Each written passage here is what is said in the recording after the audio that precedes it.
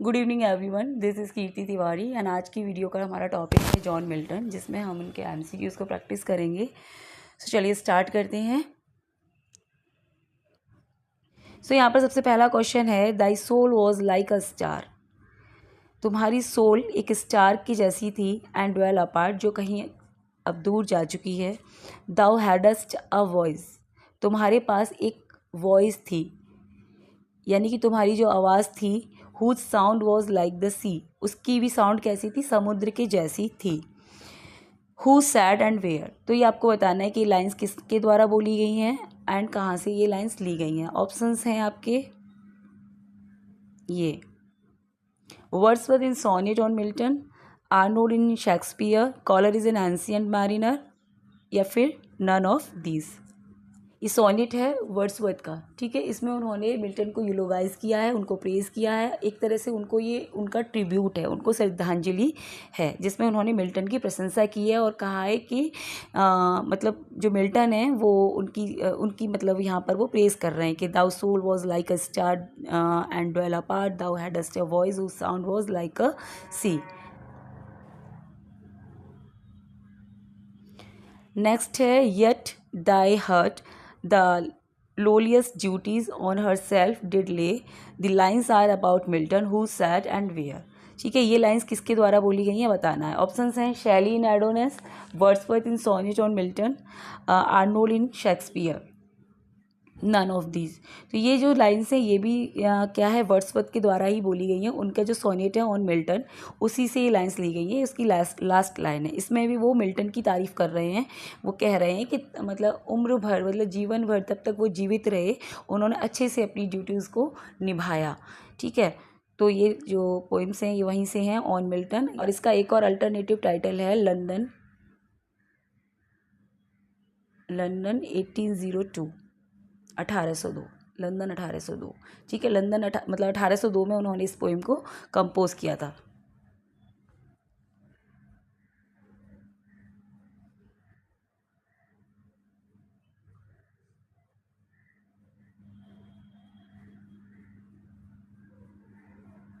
Next है, Shakespeare is the poet of impulse, of the loves, hate, fears, jealousy and ambitions that sway the man of his age. Milton is the poet of steadfast will and purpose, who moves like a god amid the fears and hopes and changing impulses of the world, regarding them as trivial and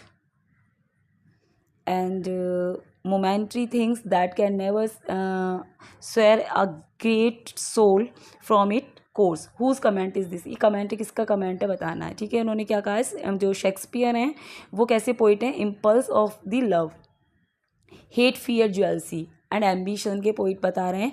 that swayed the man of his age. Milton कैसे poet हैं, steadfast, will and purpose, मतलब अपनी जो इच्छा शक्ति में बहुत ज़्यादा प्रबल हैं। मिल्टन ऐसे पोइट हैं, मतलब शेक्सपियर से कंपेयर कर रहे हैं। ये कमेंट है Compton Rickett, Oliver Elton, George Sampson, long.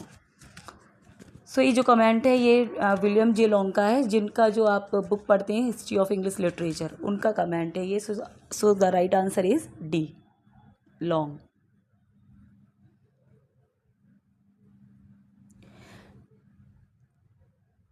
Next है question number 4, he a poet ought to himself to be a true poem, that is a composition and pattern of the best and most honorable thing, who said। किसका statement है ये? Options हैं, Milton, Shelley, Wordsworth, Shakespeare.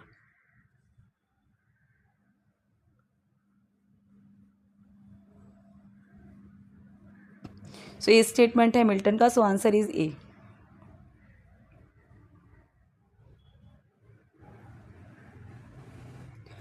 Next है, before one can write literature which is the expression of the ideal, he must first develop in himself the ideal man, the lofty ideal of Fra Angelico.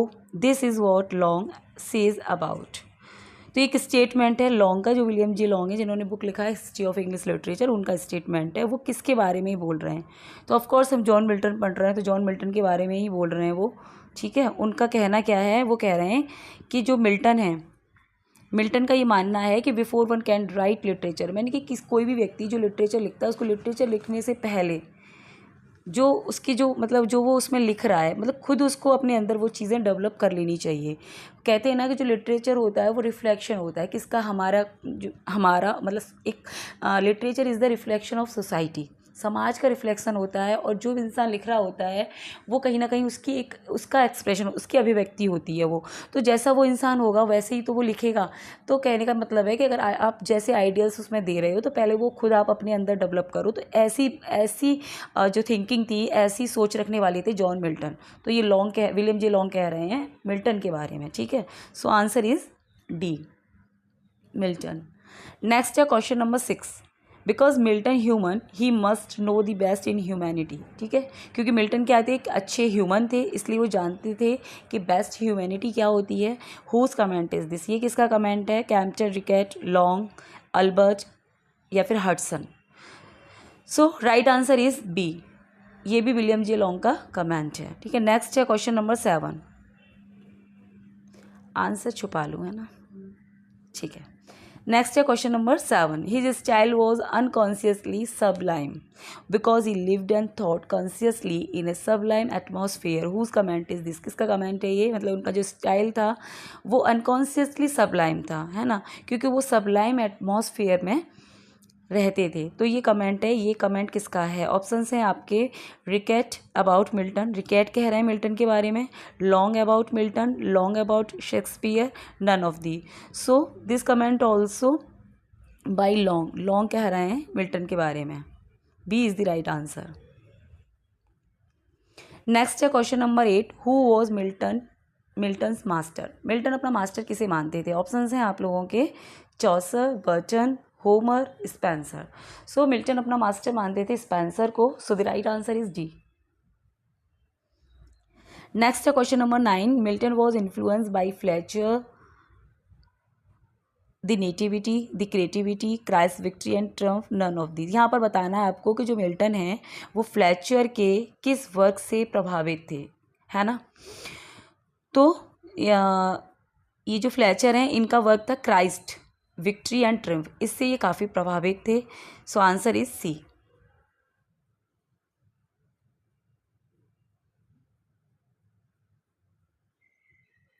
Next है question number 10, for I thought it best to be travelling at my ease for intellectual culture while my fellow country man at home were fighting for liberty who gave up travelling with this plea.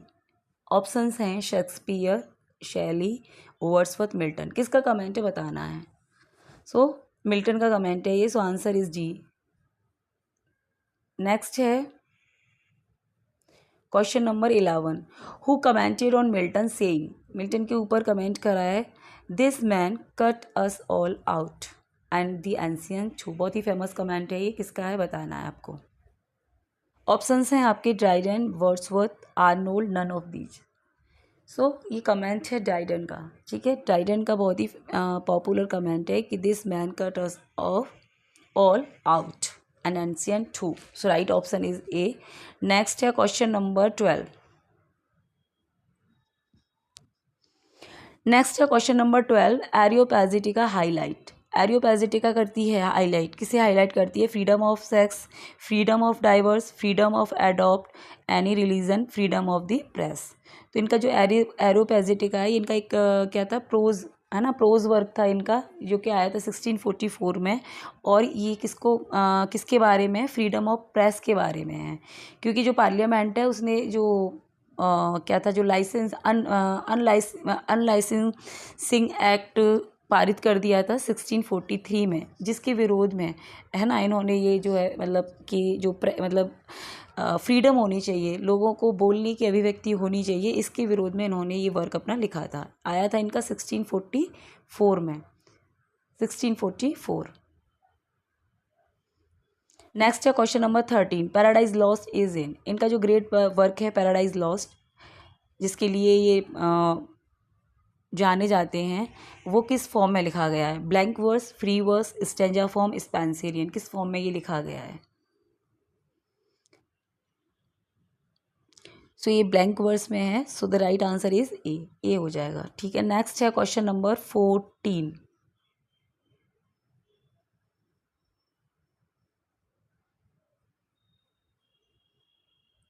Next है question number 14। Who has describe Paradise Lost as the dream of a Puritan fallen asleep over his Bible.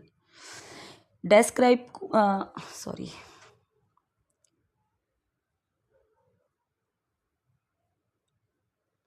Next है question number 14। Who has describe Paradise Lost as the dream of a Puritan fallen asleep over his Bible. ठीक है, statement है ये, किसने paradise Lost को ऐसे describe किया है? जॉर्ज सैमसन, रिकेट है, Lamartine, none of these. So Lamartine has describe Paradise Lost as a dream of Puritan fallen asleep over his Bible. So the right answer is C, Lamartine.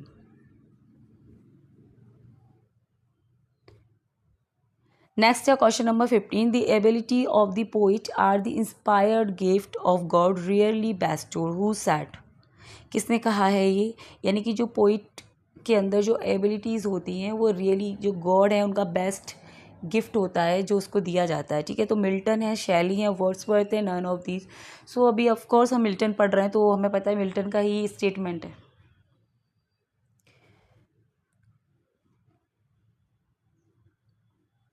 Next है question number 15। The abilities of the poet are the inspired gift of God rarely bestowed. Who said? ये किसका statement है ये बताना है आपको, है ना, कि जो पोइट के अंदर जो भी एबिलिटीज़ होती हैं वो भगवान का सबसे बेस्ट गिफ्ट होता है जो उसको दिया जाता है।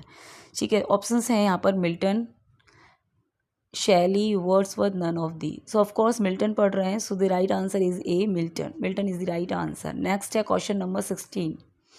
रेस्टोरेशन केम इन, रेस्टोरेशन कब आई थी, कब स्टार्ट हुआ ये? 1660, 1661, 1662 and 1663। So restoration came in 1660, so the right answer is A.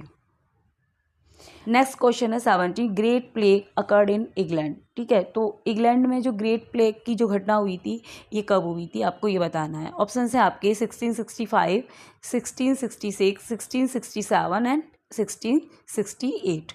So the right answer is ए। 1665 में ग्रेट प्लेग आया था इंग्लैंड में, तभी तो इन्होंने अपना जो पैराडाइज लॉस्ट है वो कंप्लीट तो इनका पहले ही हो गया था, बट इन्होंने पब्लिश इसीलिए इसको 1667 में किया था इस ग्रेट प्लेग की वजह से, है ना। नेक्स्ट है question number 18। Who describe Milton as the mighty mouth inventor of harmonies and God gifted organ voice of England. किसने मिल्टन को mighty mouth inventor of harmonies कहा है, God gifted organ voice of England, God gifted organ voice of England बोला है? Arnold, Wordsworth, Shelley, Tennyson. So ये कहने वाले हैं टेनिसन ने भी, जैसे वर्ड्सवर्थ ने उनके ऊपर पोएम लिखी है ऐसी टेनिसन ने भी लिखी थी। ठीक है, जिसमें उन्होंने टेनिसन को प्रेज़ किया है, उनकी प्रशंसा करी है भर भर के। ठीक है, सो आपका डी ऑप्शन सही हो जाएगा। नेक्स्ट है question number 19। Milton is said to be, Milton कहे जाते हैं the first Elizabethan, the second Elizabethan, a belated Elizabethan, none of these. तो मिल्टन जो हैं बिलेटेड एलिजाबेथन कहे जाते हैं, so the right answer is C. ये इंपॉर्टेंट है ना।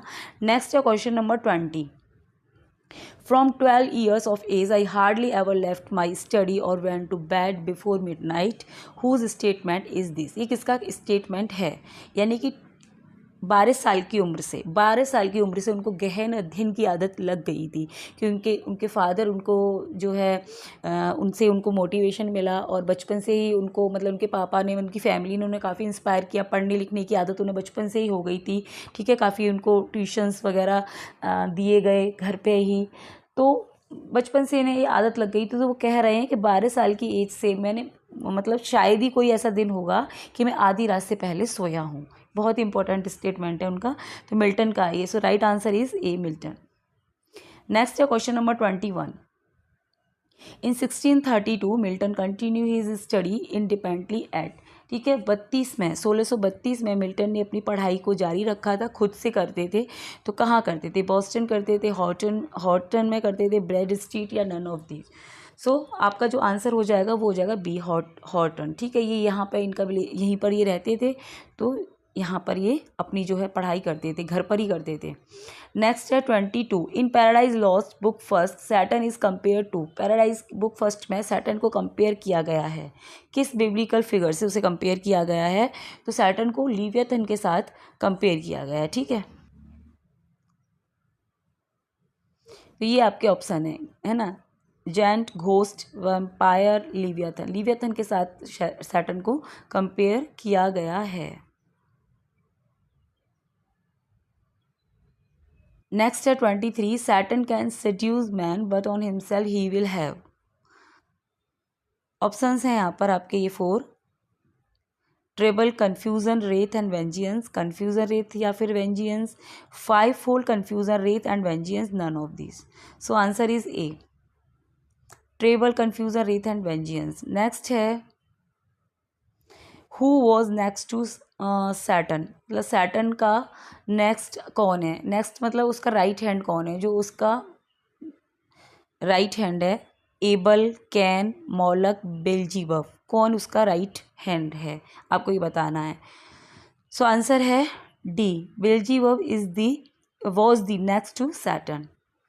नेक्स्ट है question number 25, we read Paradise Lost as a task, nobody ever wished it longer, who said, ये स्टेटमेंट है ना, कहा है कि जो पैराडाइज लॉस्ट है उसको पढ़ना क्या है, एक टास्क की तरह है, nobody ever wished it longer, मतलब शायद ही कोई इसको पढ़ पाए क्योंकि इतना लेंदी है ना, कि एक टास्क ही है इसको पढ़ना, है ना। तो ये स्टेटमेंट है doctor Johnson, Ben Johnson, Arnold, none of this. So doctor Johnson का ये स्टेटमेंट है। So the right answer is A. Next है question number 26, George Herbert, Thomas Carew, Robert Herrick, Richard Crashaw, Richard Lovelace, Henry Vaughan and Andrew Marvell are Milton's, कौन है ये Milton के, कुछ poets के नाम हैं, इनके फ्रेंड हैं, एनिमीज़ हैं, कंटेम्प्रेरी हैं, नन ऑफ दी। सो ये सारे के सारे जितने भी नाम यहाँ लिखे हुए हैं ये सभी के सभी मिल्टन के क्या हैं, कंटेम्प्रेरीज हैं, ठीक है, उनके समकालीन हैं। So the right answer is C. Next है question number 27, who stood for an austere high principle, God fearing and blameless kind of life, ठीक है। ऑप्शंस हैं the Puritans, the Epicureans, the Utilitarians, none of the. कौन है जो इस तरह की लाइफ जीता था, हाई मतलब ऑस्टियर लाइफ जीने वाले थे, हाई प्रिंसिपल अपनाते थे, है ना, गॉड फियरिंग थे, तो कौन थे ये लोग, प्यूरिटन्स थे। Puritans stood for an austere high principle, God fearing and blameless kind of life. So the right answer is A. Next है 28, during the age of Elizabeth के टाइम पर the Puritans were in, Puritans थे majority में थे, minority में थे, neither in majority nor in minority, none of this, ठीक है, ना तो मेजॉरिटी में थे ना माइनॉरिटी में थे, या फिर इनमें से कोई नहीं, आपको एक मतलब ऑप्शन बताना है। सो आंसर इज बी, ठीक है, एलिजाबेथ टाइम पर ये माइनॉरिटी में थे यानी कम थे। नेक्स्ट है question number 29, in an international congress, next है question number 29, in an international congress of poets Milton and Shakespeare would represent the English nation, who said, ये स्टेटमेंट है, किसका स्टेटमेंट है ये, Oliver Elton, Mark Pattison, Long, none of these. So this statement by Mark Pattison, Mark Pattison का statement है, उनका कहना है कि जो इंटरनेशनल मतलब पोइट्स की जो मतलब अगर इंटरनेशनल लेवल पर पोइट्स को देखा जाए तो इंग्लैंड को रिप्रेजेंट करने वाले केवल 2 ही पोइट हैं, एक मिल्टन और दूसरे हैं Shakespeare.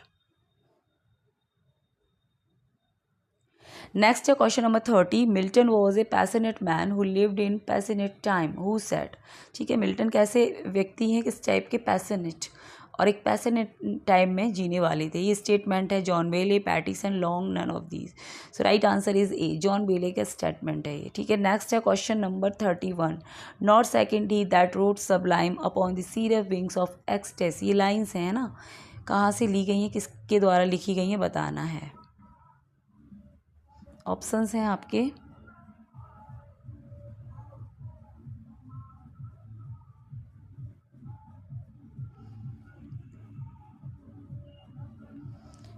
he saw but blasted with excess of light closed his eyes in endless night. Who said the about Milton? About Milton के बारे में है ना, तो ये किसकी लाइन्स हैं? Shelley, Wordsworth, Gray, none of this. बताना आपको किसकी लाइन है। तो ग्रे की पोएम है ये, वहाँ से ये लाइन ली गई है। So answer is C, Gray, Thomas Gray. Next है question number 32. Milton is rightly and judiciously classified with two great epic poet of the world, Homer and Virgil. This statement is of, इस statement है Oliver Elton, Professor Dobson, Dobry, none of these. So right answer is B, Professor Dobson का statement है। Next है question number 33. Milton acted as Latin secretary to, as a Latin secretary किसके लिए Milton ने काम किया था? Cromwell, Charles first, James, none of the. So right answer is A, Oliver Cromwell. इनके लिए इन्होंने इन्हें जो है लैटिन सेक्रेटरी अपॉइंट किया था। नेक्स्ट है 34. If Milton was a Puritan he was also more than a Puritan, this statement is of, ये स्टेटमेंट किसका बताना है? Oliver Elton, Dobson, Hutchinson, none of the. So right answer is C, Hutchinson का statement है। Next है question number 35. Milton, thou shouldst be living at this hour, England hath need of thee. Who said these lines about Milton? ये फिर से वही जो starting में जो हमने पढ़ा था पोइम ऑन मिल्टन या फिर लंदन 1802 जो वर्ड्सवर्थ ने लिखी है इनके लिए, मिल्टन के लिए, उसी वाली सोनेट से ये लाइंस ली गई हैं कि Milton, thou shouldst be living at this hour, तुम्हें इस क्षण क्या होना चाहिए था? जीवित होना चाहिए था। England hath need of thee, England को तुम्हारी ज़रूरत है, because she is fen of stagnant water, वो एक दलदल, एक जो है ठहरे हुए पानी का एक दलदल की तरह, मतलब जो इंग्लैंड है वो बन गया है, इस समय तुम्हारी काफ़ी ज़रूरत है इंग्लैंड को। तो यहाँ पर ऑप्शंस हैं सैली, शेक्सपियर, आर्नोल्ड, वर्ड्सवर्थ, तो वर्ड्सवर्थ आपका राइट ऑप्शन हो जाएगा। नेक्स्ट है question number 36. O mighty mouth, inventor of harmonies, O skill to sing of time and eternity, God gifted voice of England, God gifted voice of England कह रहे हैं, ये Tennyson है जो हमने इसकी पहले जो लाइन्स पढ़ी थी अभी। नेक्स्ट है 36. O mighty mouth, inventor of harmonies, O skill to sing of time and eternity, God gifted voice of England, Milton a name to resound for ages, who praises Milton here. ये यहाँ पर Milton की praise कौन कर रहा है इन lines में, आपको बताना है। सो ऑप्शंस हैं आपके, ब्राउनिंग है, वर्ड्सवर्थ है, टेनिसन है, none of these. So the right answer is C, Tennyson. Tennyson is the right answer. Tennyson ने भी इनको प्रेज किया है अपनी पोएम मिल्टन में, और वहीं से ये लाइन्स जो हैं ली गई हैं। नेक्स्ट है 37. They are the original man and women, not types but prototype, if they were not set apart from ordinary humanity they would not be Adam and Eve. Who said about Adam and Eve, किसका comment है ये? Adam और Eve को लेकर। सो options हैं आपके T S. Eliot, Arnold, Oliver Elton, Mark Pattison. So the right answer is A, T S. Eliot का comment है ये। एडम और ईव को उन्होंने prototype, original man and women बताया है। ठीक है, ठीक है। ये फादर ऑफ ह्यूमन काइंड और मदर ऑफ ह्यूमन काइंड कौन है? ये एडम एंड ईव है ना, तो ये इनको क्या कहा है उन्होंने? ओरिजिनल मैन एंड वुमेन बताया है। नेक्स्ट है 38. To live with Milton is necessarily to earn that the art of poetry is no triviality, no mere amusement, but a high and grave thing, a thing of the choicest discipline of phrase, the first craftsmanship of structure, the most nobly ordered music of sound. Whose comment is this? किसका comment है ये? Mark Pattison, Oliver Elton, Bailey, none of the. So right answer is C, Bailey का statement है ये। ठीक है, John Bailey. Next है question number 39. His poetry act like an incantation, change the structure of the sentence, substitute one synonym for another, and the whole effect is.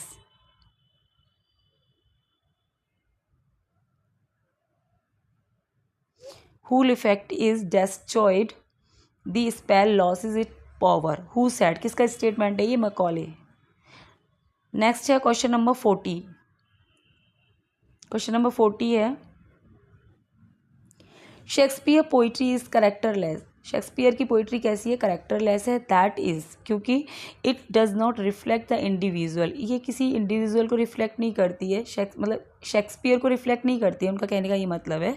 But John Milton himself is in every line of the Paradise lost, in the Paradise lost, Indeed in every one of his poems. मतलब उनका कहने का ये मतलब है कि जो Shakespeare हैं वो उनके की पोइट्री में रिफ्लेक्ट नहीं होते हैं, जबकि मिल्टन जो हैं वो अपनी पोइट्री में रिफ्लेक्ट होते हैं। यानी उनकी जो हर एक लाइन है उसमें मिल्टन की जो पर्सनैलिटी है ना वो रिफ्लेक्ट होती है, ये उनका कहना है। It is Milton himself whom you see his Saturn, मतलब ये मिल्टन ही हैं जिन्हें तुम सैटर्न के रूप में देखते हो। हिज एडम, उनको तुम एडम के रूप में देखते हो। हिज रफेल, रफेल के रूप में देखते हो। ऑलमोस्ट हिज ईव, ईव के रूप में भी तुम मतलब जॉन मिल्टन को देख सकते हो। आर ऑल जॉन मिल्टन, ये सब जॉन मिल्टन के क्या हैं, उनके करेक्टर हैं, ये खुद उनमें झलकते हैं। And it is the sense of his intense egotism that give me the greatest pleasure in reading Milton's work. और ये एक बहुत ही मतलब ग्रेटेस्ट, मतलब ग्रेट क्वालिटी है जिससे मुझे प्लीज़र मिलता है उनके वर्क को पढ़ने में, कि मुझे उनकी जो पर्सनैलिटी है वो रिफ्लेक्ट होती है उनके वर्क में, है ना। The egotism of such a man is revelation of spirit. So whose comment is this, आपको बताना है। Arnold Wordsworth Long Coleridge, Coleridge किसका कमेंट है ये, है ना, तो ये कमेंट है कॉलरिज का। So right answer is D, S T. Coleridge.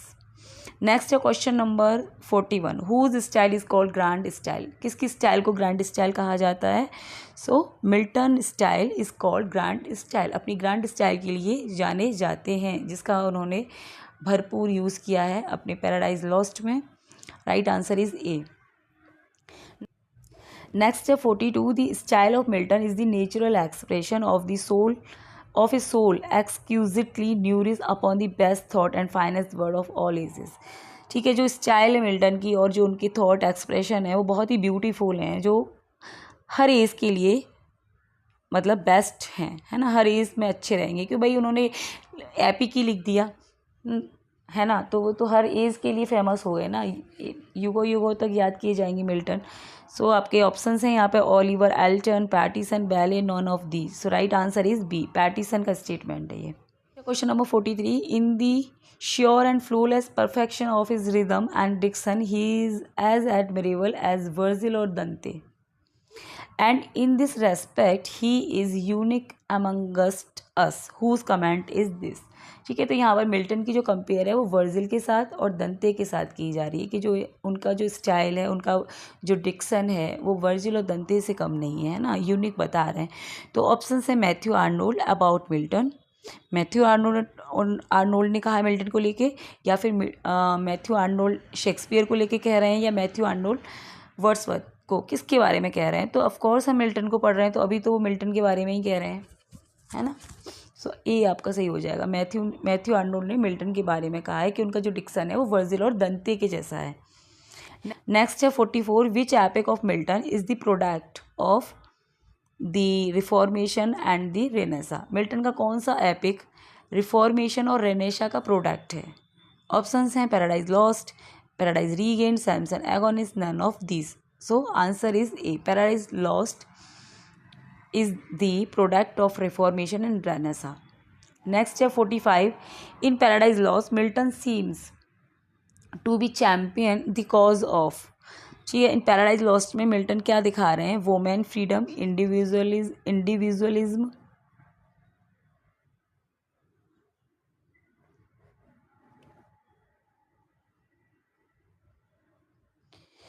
Utilitarianism, none of the. तो बी वाला सही हो जाएगा, इंडिविजुअलिज्म दिखा रहे हैं वो अपने हर वर्क में इंडिविजुअलिज्म ही दिखाते हैं वैसे भी। नेक्स्ट है 46, which doctrine is found in Paradise Lost. Paradise Lost में उनका कौन सा डॉक्ट्रिन देखने को मिलता है। Freedom of will, freedom of romance, freedom of wandering, freedom of सिन।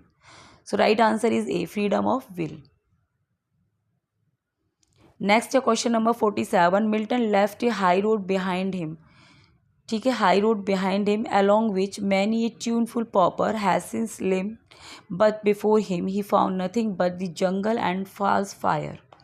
ठीक है, तो यहाँ ये हुज कमेंट इज दिस, किसका कमेंट है ये बताना है आपको। तो पीछे यहाँ पे वो कह रहे हैं कि बिहाइंड हिम क्या है, हाई रोड है, और सामने क्या है, जंगल और फॉल्स फायर है। तो ये स्टेटमेंट है रैली का। So the right answer is A. Next है question number 48, who describe Milton style as a satin brocade stiff with gold. ठीक है, मिल्टन की स्टाइल को एज मतलब satin brocade stiff with gold किसने बताया है? So Raleigh describe Milton style as a tin brocade stiff with gold. Next है question number 49, Milton wrote no language who said. किसने कहा है कि मिल्टन ने कोई लैंग्वेज नहीं लिखी है? Johnson, Ben Johnson, Arnold Eliot. So the right answer is A, Samuel Johnson ने कहा है कि मिल्टन ने कोई लैंग्वेज नहीं लिखी है। नेक्स्ट है question number 50, the name of Milton is become the mark not of biography, not of a theme but of a style, the most distinct guys in our poetry. Whose statement is this? Raleigh, Oliver Alton, Dobry, Dobson। किसका statement है? Raleigh का statement है। Next है question number 51, solitude sometime is the best society. ये statement किसने कहा है? ये सैली, शेक्सपियर, वर्ड्सवर्थ, मिल्टन। तो ये जो लाइन है ये पैराडाइज लॉस्ट बुक 9 से ली गई है, तो आपका जो राइट आंसर हो जाएगा मिल्टन, डी। नेक्स्ट है question number 52, Milton was of devil's party without knowing it, who said. ये तो बहुत ही पॉपुलर कमेंट है विलियम ब्लैक का। विलियम ब्लैक ने कहा था मिल्टन के लिए कि जो मिल्टन है वो डेविल पार्टी के हैं विदाउट नोइंग इट। ठीक है, क्योंकि उन्होंने मतलब सैटर्न को इतना ज़्यादा ग्लोरीफाइड कर दिया है कि लगता ही नहीं है कि मिल्टन जो है गॉड की साइड से बोल रहे हैं। तो वो उन्होंने कहा है कि जो मिल्टन है वो डेविल पार्टी हो गए और उन्हें ये खुद ही नहीं पता है कि वो सैटर्न का जो रोल है वो खुद अदा कर रहे हैं। नेक्स्ट है question number 53, Milton devil as a moral being is as far superior to his God, who said. क्या स्टेटमेंट है ये कि मिल्टन जो है, मिल्टन्स डेविल एज मॉरल, मतलब वो कह रहे हैं कि मिल्टन के जो डेविल हैं वो मॉरल करेक्टर हैं। Is as far superior to his God, मतलब उनके भगवान से ज़्यादा, भगवान को इतना उन्होंने मॉरल नहीं दिखाया है, जबकि डेविल को उन्होंने क्या है, मॉरल दिखाया। वही वाली बात है जो विलियम ब्लैक कह रहे हैं। विलियम ब्लैक ये कहते हैं कि मतलब डेविल की पार्टी के हो गए मिल्टन विदाउट नोइंग इट, और यहाँ पर ये कह रहे हैं कि उनके डेविल करेक्टर जो हैं ज़्यादा मॉरल हैं भगवान के बजाय, है ना। तो ब्लैक हैं, डॉबरी हैं, शैली का स्टेटमेंट है। So the right answer is C. Next है question number 54, who wrote the music to Milton's word. Henry Lawes, Dobree, Michelangelo, Raphael. So answer is A, Henry Lawes. Next है question number 55, the second wife of Milton is. Milton की second wife का नाम क्या था? Catherine Woodcock था, Mary Powell था। ठीक है, मिल्टन की 3 शादियां हुई थी, है ना। पहली इनकी वाइफ थी मैरी पॉवेल थी, दूसरी उनकी थी कैथरीन वुडकॉक थी, और तीसरी थी उनकी एलिजाबेथ मिशेल थी, है ना। सेकेंड वाइफ का नाम क्या हो गया? Catherine Woodcock. So A answer आपका सही हो जाएगा।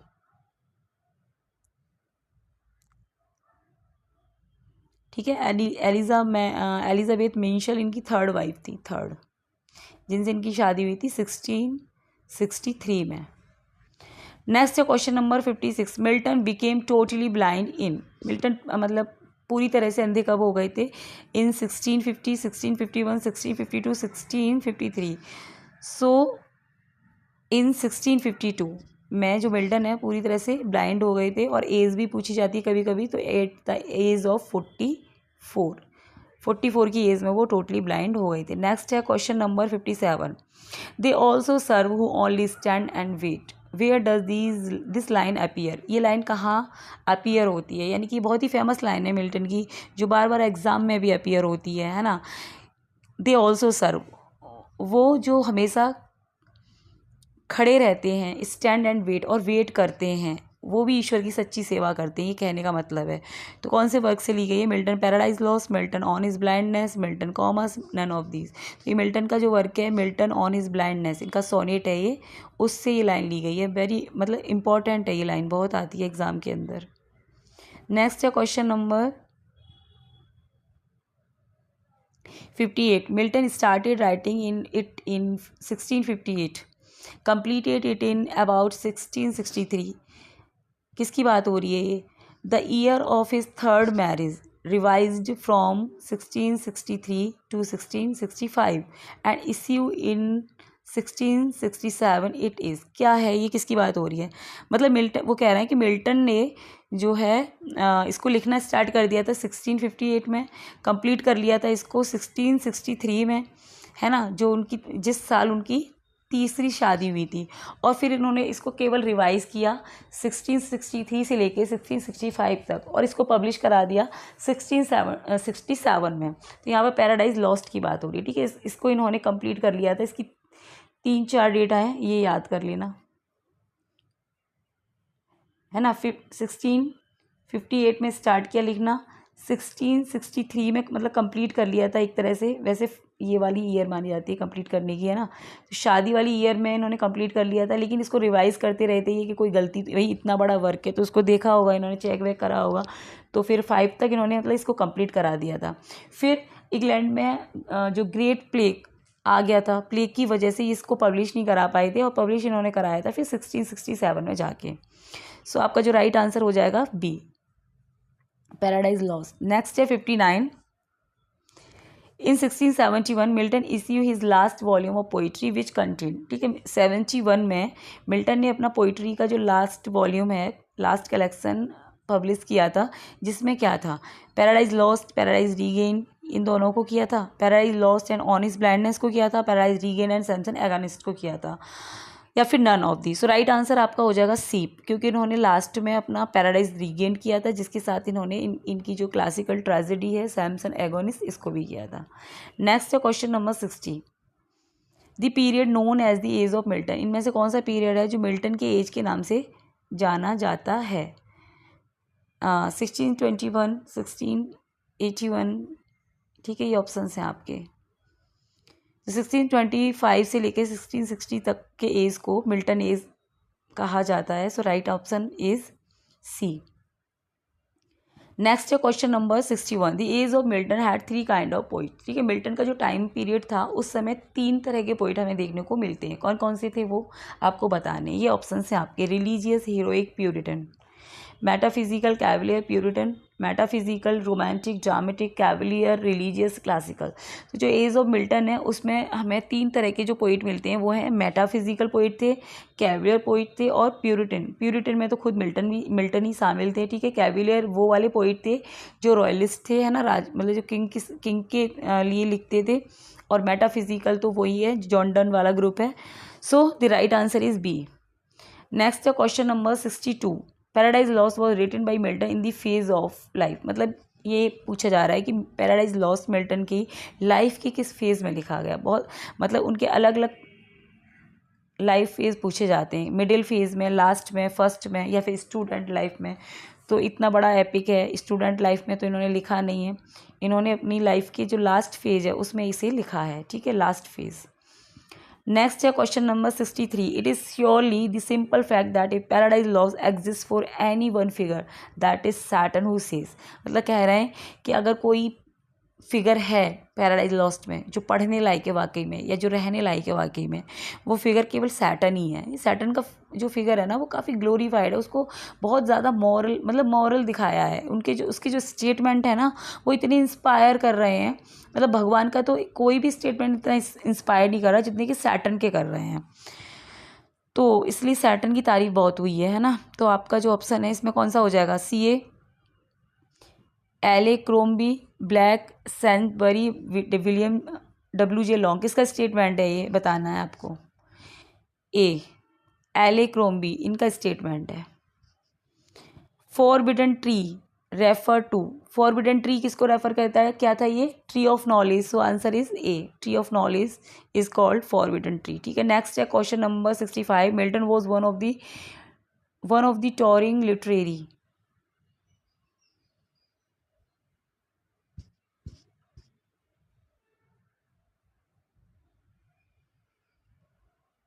One of the towering literary personalities of, मतलब किस एज की पर्सनैलिटी हैं वो, मतलब किस एज से बिलोंग करते हैं बताना है। Elizabethan, Puritan, classical, none of the. So B is the right answer, Puritan age से हैं। नेक्स्ट है पैराडाइज लॉस्ट इज इन, है ना, ये किस में है? आयम्बिक पेंटामीटर में है, आयम्बिक हेक्सामीटर में है, आयम्बिक टेट्रामीटर में है, none of the. So Paradise Lost is in iambic pentameter, ठीक है। ब्लैंक वर्ड्स में लिखा है इन्होंने ये। ब्लैंक वर्स किस में होता है, एम्बिक पेंटामीटर में होता है। नेक्स्ट है question number 67, the theme of the Paradise Lost is, इसकी थीम क्या है पैराडाइज लॉस्ट की, fall of women, fall of man, fall of Saturn, fall of God, क्या थीम है इसकी?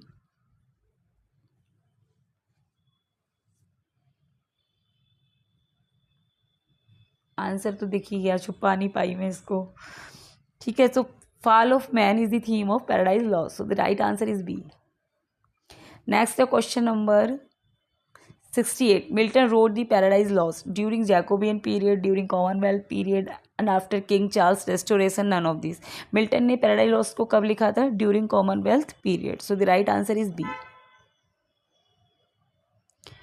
इन 69, सॉरी क्वेश्चन नंबर है 69, in Paradise Lost book first the scene of the action take place, Paradise Lost जो book first है उसका जो first scene है वो कहाँ पर घटित होता है? ठीक है, इसकी सेटिंग मतलब कहाँ है, हेवन में, अर्थ में, हेल में, तो इसकी शुरुआत होती है हेल से, so the right answer is C. Next है question number 70, I made dash eternal providence and justify the ways of God to man, है ना, तो यहाँ पर क्या है, इस जो ये फिल इन द ब्लैंक्स आपको करना है, इसमें कौन सा इसमें से टर्म आएगा, स्टेट, असर्ट, डिक्लेयर और टू से, तो यहाँ पे आएगा असर्ट। असर्ट माने होता है कहना, ठीक है, तो मिल्टन कह रहे हैं I may assert eternal providence and justify the way of God to man, मैं मैन के लिए जो भगवान का जो वे है उसे जस्टिफाई करता हूँ। नेक्स्ट है question number 71, what in me is dark illumine what is low raise and suppose who is me in these lines, तो यहाँ पर ये लाइन्स हैं, यहाँ पर जब वो अपना जो म्यूज़ है हवली म्यूज़ उसको वो आवाहन कर रहे हैं और कह रहे हैं जो भी मेरे अंदर कमी है उसको आप पूरी कर दो, फुलफ़िल कर दो और मुझे ग्रेट वर्क लिखने में मेरी मदद करो, तो यहाँ पे मी कौन है, तो मी यहाँ पर मिल्टन है, ठीक है, so the right answer is B, Milton. Next है क्वेश्चन नंबर 70,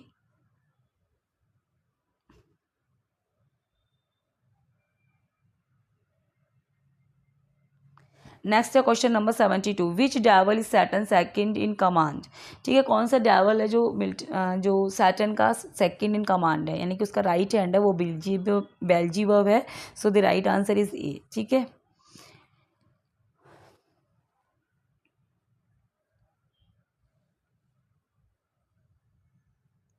नेक्स्ट है question number 73, talent stand for, talent किसके लिए स्टैंड कर रहा है, ऑप्शंस हैं poetic talent, singing talent, music talent, none of this, तो यहाँ पर जो टैलेंट है वो पोइटिक टैलेंट के लिए स्टैंड कर रहा है, so the right answer is ए। वो बोलते हैं ना उस पोइम के अंदर कि वन टैलेंट जिसे डेथ छुपा लेगी, वो अपने पोइटिक टैलेंट के बारे में बात कर रहे हैं। नेक्स्ट है क्वेश्चन नंबर 74, सैटर्न सेड्यूसेस, किसको सेड्यूस करता है, ये डायना को, एडा को, एडा तो है ही नहीं इसमें, डायना भी नहीं है, यूना को, ईव को, तो सैटर्न ईव को सेड्यूस करने की कोशिश करता है, so the right answer is D.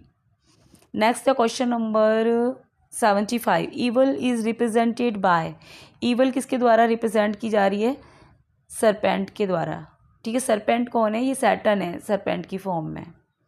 Next है question number 76, chosen seed refer to Israel Egyptian both are correct both are wrong, chosen seed refer to Israel, ठीक है, सैमसन एगोनिस से ये क्वेश्चन लिया गया है।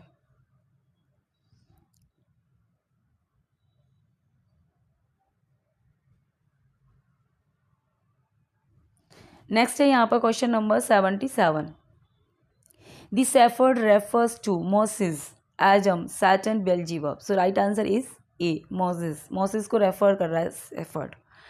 नेक्स्ट है question number 78, Milton invokes, Milton किसे इन्वॉक करते हैं, अपना जब वो ग्रेट एपिक लिखते हैं हेवनली म्यूज को करते हैं, गॉडेस डायना को, लेडा को करते हैं, नन ऑफ दीज, सो यहाँ पर मिल्टन हेवनली म्यूज को इन्वॉक करते हैं, आवाहन करते हैं ना, कि वो उनका जो महान जो ग्रेट वर्क है उसको लिखने में उनकी मदद करें, so the right answer is A. Next है question number 79, brought death into the world, world में डेथ क्या लेके आया, डिसओबीडियंस, ओबीडियंस, ब्रेड, डिसीज, है ना, brought death into the world, ठीक है, तो वही जो फ्रूट जो ट्री ऑफ नॉलेज था जिसका फ्रूट था उसका मॉर्टल टेस्ट, उसका जो टेस्ट था वही तो वर्ल्ड में क्या लेके आया, डेथ, ग्रीफ लेके आया, जो हमारे हम मनुष्यों के दुखों का कारण है। तो पहली जो अवज्ञा करी थी इंसान ने, जो इंसान ने अवज्ञा करी थी गॉड की, वही था, वही रीज़न था कि इस संसार में दुख आया। So the right answer is A, disobedience. Next है question number 80, Milton was too busy to much miss his wife, who said. ठीक है, तो मिल्टन किस में बिजी हैं, अपनी वाइफ को मिस करने में बिजी हैं, ये स्टेटमेंट है जॉनसन का। So the right answer is A, Johnson, नहीं सॉरी, ये वाली जॉनसन नहीं है, डॉक्टर जॉनसन है, डॉक्टर जॉनसन का स्टेटमेंट है, ठीक है, ये वाली जॉनसन है Ben Jonson. So B is the right answer. Next है question number 81, his style is that of a scholar, writing of a scholar, who said. ये किसका स्टेटमेंट है, Compton, Rickett, Raleigh, Black, Albert. So Raleigh का statement है, so B is the right answer, Raleigh. Next है question number 82, Milton style is not a simple loose flowing garment but is tightly fitted to the thought, who said. किसने कहा, ये statement किसका है कि उनकी स्टाइल क्या है, लूज फ्लूइंग गारमेंट की तरह नहीं है। यानी कि आप ऐसे याद कर लो, याद रखने के लिए कि उन्होंने मतलब जैसे ढीले ढाले जो कपड़े होते हैं, ढीले ढाले वस्त्र की तरह नहीं है, टाइटली फिटेड, जो फिटिंग वाले कपड़े होते हैं वैसे हैं। तो सिर्फ याद करने के लिए ऐसे कर लो, है ना, टाइटली फिटेड है उनकी जो स्टाइल है। ये कहना है कैम्पटन रिकेट का, अल्बर्ट रेले का, या फिर जे लॉन्ग का। So D is the right answer, Raleigh का स्टेटमेंट है। नेक्स्ट है 83, on his blindness is A. ये ऑन हिज ब्लाइंडनेस क्या है, इनका इम्पर्सनल सोनेट है, पर्सनल है, डार्क सोनेट है, सेंसुअल सोनेट है। तो हिज ब्लाइंडनेस उनका एक पर्सनल सोनेट है, क्योंकि वो अंधे हो गए थे मिल्टन जब उन्होंने मतलब जब ही उन्होंने ये सोनेट अपना लिखा था, तो उनके खुद के ऊपर है ये वाला सोनेट। तो पर्सनल हुआ कि नहीं हुआ, तो बी आंसर आपका सही हो जाएगा। नेक्स्ट है question number 84, Milton's early poetry is the fruit of a strong classical intellectuality, still touched with the glow and beauty of a receding romantic color, emotion and vital intuition. Who said? Statement किसका ये बताना, एंगर, Saintsbury, Aurobindo, none of this. So the right answer is C, Aurobindo का है ये statement, C is the right answer. Next है 85, Milton is known for, किसके लिए जाने जाते हैं, epic Simli, बेलर्ड, lyric poetry Simli. सो इन्होंने एपिक लिखा है ना, तो एपिक सिमलीज के लिए ये जाने जाते हैं, ए। नेक्स्ट है 86, Milton a belated Elizabethan and the great poet of 17th century adopt the style of Petrarch in writing.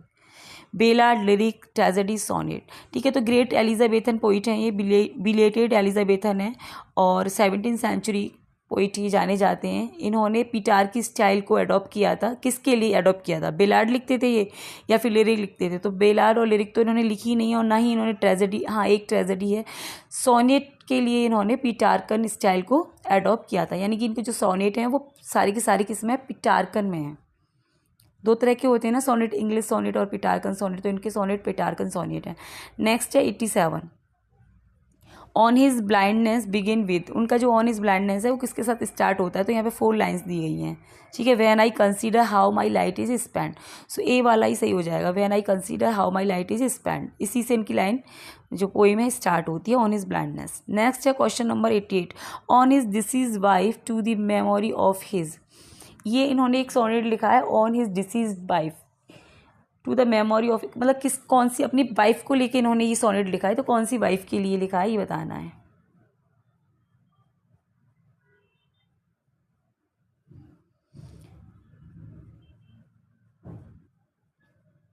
ठीक है, second wife is a sonnet which begins with me thought I saw my late spouse and when I consider how my light is spend, both are correct, both are wrong. कौन सा वाला है, तो ये first A वाला सही हो जाएगा, मी thought I saw my late spouse saint. ये सोनेट का नाम है जो इन्होंने अपनी सेकंड वाइफ के लिए लिखा है। जो सेकंड वाइफ है वो मिल्टन को बहुत प्यारी थी और बहुत जल्दी उनकी डेथ हो गई थी,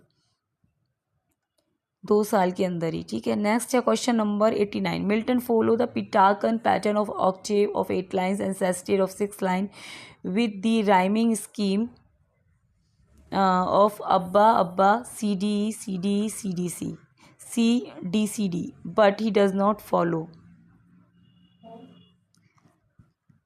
the Petrarchan similes, the Petrarchan metaphors, the Petrarchan theme, none of this. मतलब कहने का ये मतलब है कि जो पेटार्कन पैटर्न है उसको फॉलो किया है मिल्टन ने, लेकिन पेटार्कन थीम को नहीं किया उन्होंने। थीम एक्चुअली क्या है ना, पेटार्कन जो थीम होती थी ना वो लव थीम होते थे।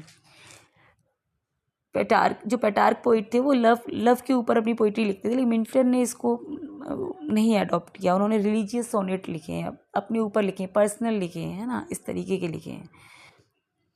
नेक्स्ट है question number 90। The poet personify patience who comes and prevent him from making any murmur, any talk, any and discussion and any appeal. तो यहाँ पे पोइट ने पेशेंस को पर्सोनिफाइज किया है अपनी पोइम के अंदर, जो आता है किसको रोकने के लिए आता है। तो यहाँ पे जो आपका आंसर है वो हो जाएगा ए, एनी मर्मर। ठीक है, जो उनकी जो पोइम है ऑन हिज ब्लाइंडनेस, उसमें क्या है कि एक लाइन आती है, पेशेंट उस मरमर को रोक देता है, यानी कि जो बड़बड़ाहट उनके अंदर आ रही थी ना कि गॉड मेरी आंखें, मतलब मेरी जो मेरी जो आई साइट है उसको छीन कर मेरे से काम कराएगा, क्या गॉड मेरे से मतलब ऐसा कराएगा वैसा कराएगा, ये सारी चीज़ें उनके अंदर आ रही थी, एक मरमर उठ रही थी। उसको फिर क्या होता है, थोड़ी देर बाद ही एक पेशेंस उसको रोक देता है, धैर्य। तो यहाँ पर उन्होंने पेशेंस को पर्सोनिफाई किया इस पोइम के अंदर, और फिर उनको खुद वो धैर्य फिर उनको ये जवाब देता है कि नहीं, गॉड के पास तो हजारों सेवक हैं जो उसके एक ऑर्डर पर, है ना, स्पीड से आते हैं, चाहे हेवन हो चाहे ओशन हो, डजेंट मैटर। सो ये है। नेक्स्ट है question number 91। Milton talk of talent. This talent is poetic talent. He allude one talent to the famous passage in. ठीक है, तो this talent is poetic talent, ये ना ऑन हिज ब्लाइंडनेस जो poem है ना मिल्टन की, बहुत फेमस है, इसकी लाइंस पूछी जाती हैं, तो बार बार उसमें वही टैलेंट जो आता है ना कि मतलब जो कौन से टैलेंट की बात मिल्टन कर रहे हैं, तो वो पोइटिक टैलेंट की बात कर रहे हैं। तो ये लाइन उन्होंने एक रेफरेंस लिया इस लाइन को, तो कहाँ से उन्होंने इस लाइन को रेफरेंस लिया है इस लाइन का, तो बाइबल से लिया है ना, मैथ्यू 25:14-30, यहाँ से उन्होंने इस लाइन को लिया है, बाइबल के पैसेज से मतलब लिया है। नेक्स्ट है, in half my days in this dash world and white. तो मतलब मेरी आधी उम्र में ये संसार मेरे लिए क्या हो गया है, मतलब जब वो अंधे हो जाते हैं तो वो बोल रहे हैं कि आधी उम्र में ही संसार मेरे लिए क्या हो गया, डार्क, अंधकार में हो गया। सो आपका जो आंसर है वो हो जाएगा बी, डार्क। नेक्स्ट है question number 93। And that one talent, वही talent which is dash to hide. मतलब एक जो मेरे अंदर जो टैलेंट, मतलब वो अंधे हो गए तो वो कह रहा है मेरे अंदर एक जो टैलेंट बचा था, अब वो भी क्या है कि वो डेथ के साथ चला जाएगा, यानी कि जो पोइटिक जो क्वालिटी मेरे अंदर थी उसको मैं यूज़ नहीं कर पाऊँगा बिना आँखों के। भाई बिना आँखों के मैं अपना लिटरेचर जो वर्क है वो मैं कैसे करूँगा, तो इसलिए वो कह रहे हैं कि talent which is death to hide. So B is the right answer. Next है 94। Lodge with dash useless, A मतलब। नेक्स्ट है question number 94। Lodge with dash useless, me, him, her, them. So me is the right answer. Next है to serve therewith my dash and present, maker, God, spirit, none of the. So यहाँ पे maker word आ जाएगा, maker word का use किया उन्होंने God के लिए। Next है question number 96। Bear his mild yoke, they serve him best his state, the poet talk of yoke, this yoke is of. तो ये यॉक किस यॉक मतलब किसकी बात कर रहे हैं वो, joy and sorrow, joy and pleasure, joy and bliss, none of this. So answer is A, joy and sorrow की बात कर रहे हैं। मतलब उनका कहना ये है कि इंसान के पास चाहे दुख हो चाहे सुख हो, उसको अपनी जो ड्यूटीज़ है ना वो करते रहना चाहिए, उनसे नहीं भागना चाहिए।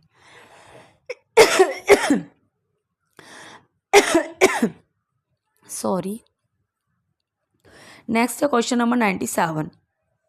Dash at his bidding speed. मैंने बताया था ना कि 1000 सेवक हैं गॉड के पास, 100,000 नोबन, तो यहाँ पे 1000 वर्ड आएगा, 1000 एट इज बिडिंग स्पीड, यानी कि हज़ारों सेवक उसके एक ऑर्डर पर दौड़ के आते हैं, चाहे ओशन हो चाहे हेवन हो।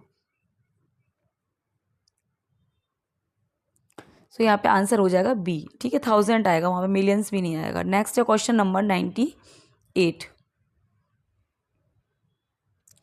Thou from the first wast present, and with mighty wings outspread, dove-like satest brooding on the vast abyss, and madest it. Answer हो जाएगा pregnant. Answer A. Milton Paradise Lost book first has, कितनी line है Milton का जो paradise की जो book first है उसके अंदर कितनी लाइन है ये बताना है आपको। सो 797 lines are there in Paradise Lost book first. ठीक है, बुक फर्स्ट में 797 लाइन्स हैं। नेक्स्ट है question number 100। The loss of death mark the beginning of the सोरो of Adam and ewe.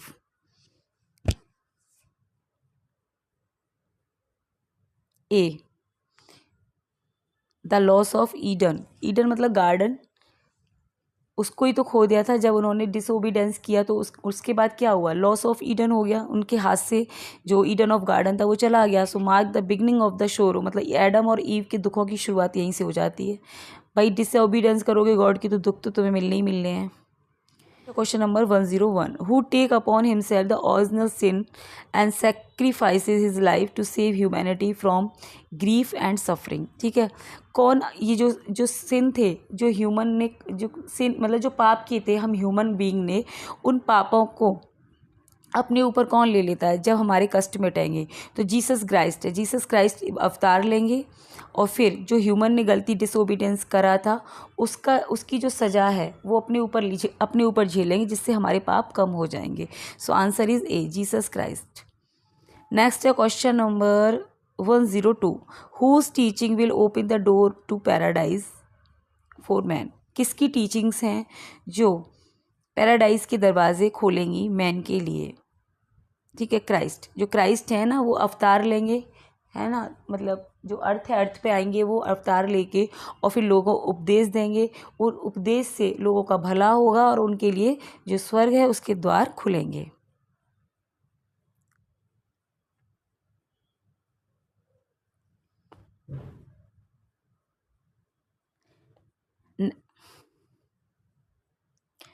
Next है question number 103। Heavenly muses inspire the shepherd Moses on the hidden top.